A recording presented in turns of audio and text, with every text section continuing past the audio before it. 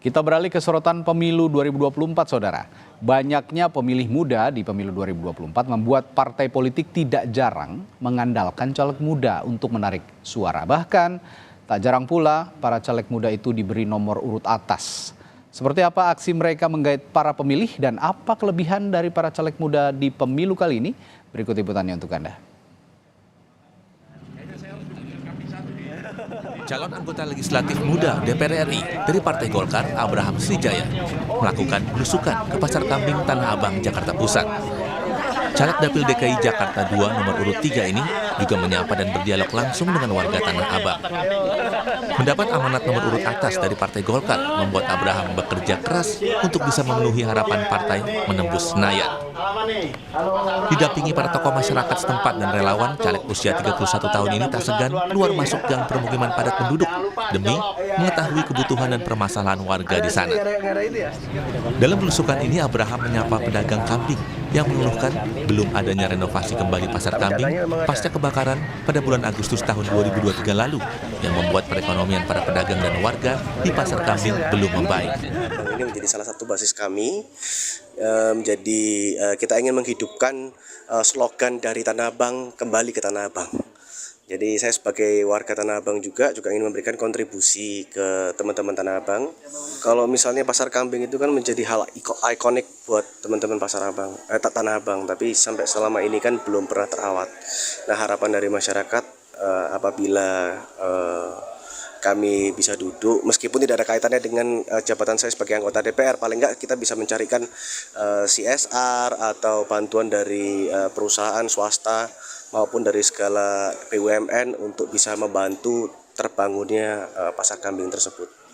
Caleg muda DPR RI bernomor urut atas lainnya ada di Dapil Sulawesi Selatan 2, Ismail Bakhtiar dari PKS. Ismail yang kini berusia 31 tahun adalah caleg nomor urut 1. Prestasinya di kancah politik Sulsel sudah terbukti saat dirinya masuk DPRD Provinsi Sulawesi Selatan pada pemilu 2019 lalu.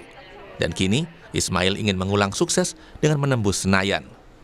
Salah satu strateginya adalah sering tampil sebagai pembicara di kalangan kaum milenial dan kaum muda Gen Z. Tentu saja bukan tanpa dasar. Partai melihat bahwa potensi suara dari pemilih Gen Z, suara dari pemilih milenial ini sangat besar. Dan berlatar belakang banyak kegiatan-kegiatan sosial dan juga aktivitas agenda selama kurang lebih 5 tahun di DPRD Provinsi tentu menjadi bekal untuk kami melakukan percepatan akselerasi sehingga harapan besar 50% lebih dari suara Gen Z, suara milenial yang dititipkan PKS kepada kami, insya Allah tentu kami punya strategi tersendiri, cara tersendiri bagaimana menggait mereka.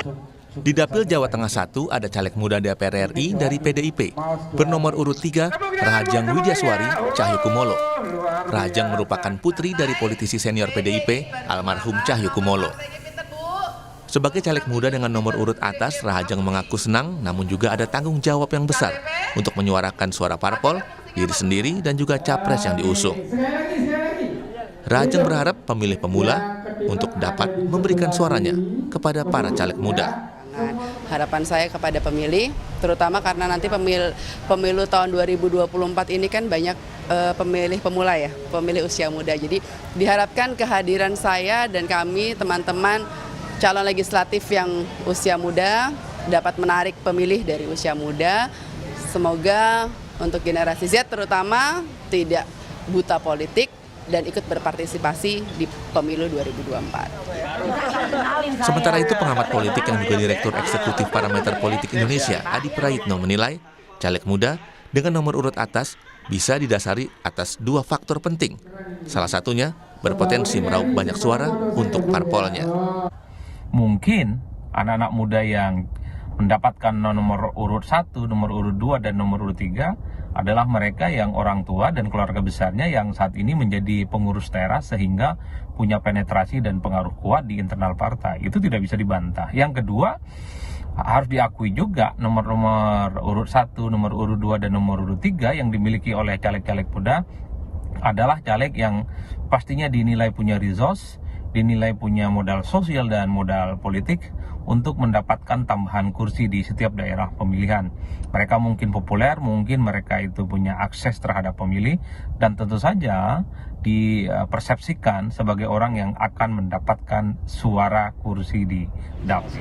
Menarik untuk ditunggu, akankah para caleg muda yang punya nomor urut atas dengan segala strategi kekinian mereka akan mampu menembus parlemen di Senayan. Tim Liputan, Kompas TV.